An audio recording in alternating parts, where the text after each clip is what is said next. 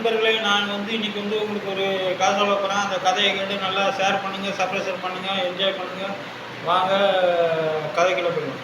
முகலாய மன்னர்கள்ல வந்து அவுரங்கசீப்னு ஒரு மன்னர் இருந்தார். அவர் வந்து ரொம்ப கடவுள் பக்தி கடவுள் பக்தி கொண்டவர். கடவுள் மேல அளவில்லாத பற்று கொண்டவர். அவர் வந்து அங்க அவர் வந்து எப்பயுமே ஒரு மசூதிக்கு தொழுக போவார். அன்னைக்கு வந்து என்ன வேலையே தெரில. அந்த மசூதிக்கு தொழுக போகிறதுக்கு வந்து அவருக்கு டைம் ஆயிடுச்சு. உடனே அந்த மசூதியை நிர்வகிக்கும் இமாம் வந்து என்ன பண்ணிட்டாரு, அரசர் வரதுக்கு நேரம் ஆயிடுச்சுன்ட்டு அவர் வந்து நேரத்தை அவர் அப்புறம் அரசர் வர வரைக்கும் நேரத்தை தாமதப்படுத்தார். படுத்தோம்னா அப்புறம் அரசரும் தொழுகைக்கு வந்தார். தொழுகைக்கு வந்த அப்புறம் தான் தொழுகையை தொடங்கினார். உடனே அரசரும் தொழுகையில் கலந்துக்கிட்டு நேராக அரண்மனைக்கு வந்து இந்த மாதிரி அந்த இமாமை வந்து நான் வந்து பதவி நீக்கம் செய்கிறேன் அப்படின்னாரு. உடனே அமைச்சர் கேட்டார், ஏன் இந்த மாதிரி வந்து நீங்கள் வந்து அந்த இமாமை வந்து பதவி நீக்கம் செய்கிறீங்க, அவர் வந்து பதவியில் ஒழுக்கமானவராச்சு.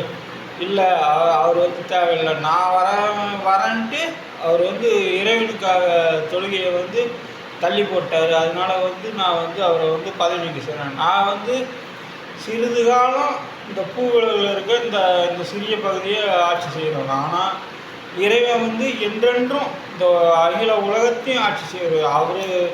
அவருக்கு தொழுகையை வந்து தள்ளி போட்டதுனால தான் அவரை பதவி நீக்கம் செய்கிறேன் அப்படின்ட்டு. உடனே சரி அப்படின்னு பதவி நீக்கம் செய்யணும். அவர் இறைவன் மேலே அவ்வளோ பக்தியாக இருந்ததுனால தான் அவரை வந்து நம்ம இன்னமும் நினைவு வச்சு அவரை வந்து பேசிகிட்டு இருக்கோம். அடுத்தது இன்னொரு கதை. சந்திரகுப்த மௌரியர் அரசர் வந்து சாணக்கியர்னு ஒரு அறிஞர் இருந்தார்.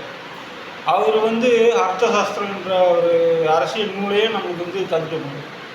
ஒரு நாள் என்ன பண்ணியிருக்காங்க, அரசவை கூடினோடனே எல்லா பனிகாலம் தொடங்கிடுச்சு.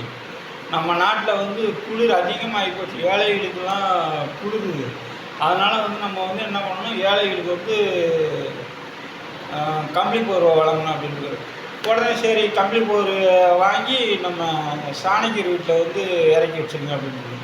சரின்னு அவங்களும் சாணக்கியர் வீட்டில் போய் இறக்கி வச்சிட்டாங்க. இறக்கி வச்சோடனே இது வந்து ஒரு 3-4 திருடர்களுக்கு வந்து தெரிஞ்சிச்சு.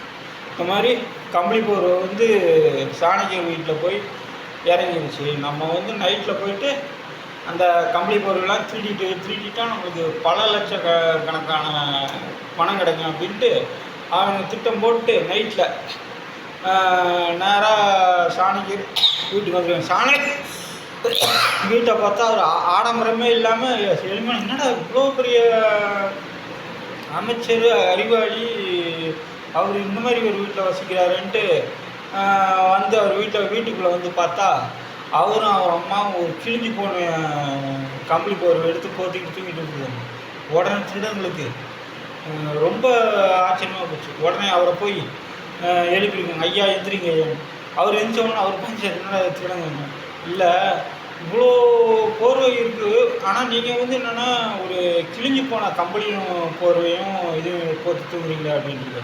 உடனே அவர் சொல்லியிருக்காரு, இது வந்து மக்களுக்கு சேர வேண்டிய போர்வை, இதில் இருந்து நான் 2 புதுசு எடுத்து நான் போத்திக்கிட்டேன்னா இதை பற்றி ராஜா என்ன நினைப்பார் அப்படின்ட்டு. உடனே அந்த திருடங்க உடனே திரும்பிட்டாங்க, ஐயா நீங்களும் பிறர் பொருள் மேலே ஆசைப்படலை, நானும் இனிமேட்டு வந்து பிறர் பொருள் மேலே ஆசைப்பட மாட்டேன், அதனால் இன்னையிலேருந்து நாங்கள் திரும்பிட்டோம் ஐயா அப்படின்ட்டு அவர் காலில் விழுந்து மன்னிப்பு கேட்டாங்க. உடனே அவரும் அவங்கள மன்னிச்சு அனுப்பிச்சி வச்சிட்டார். இப்படி அவர் வந்து நேர்மையாக இருந்ததுனால தான் இன்றைக்கி வரைக்கும் நம்ம வந்து சாணக்கியர் அப்படின்னு அவரை புகழ்ந்து பேசிக்கணும். இதுதான் இந்த கதையில் இருக்கும். நன்றி வணக்கம். என்றைக்குமே நேர்மைக்கு அழிவு இல்லை. இதுதான் இந்த கதையில் இருக்கும். நன்றி வணக்கம்.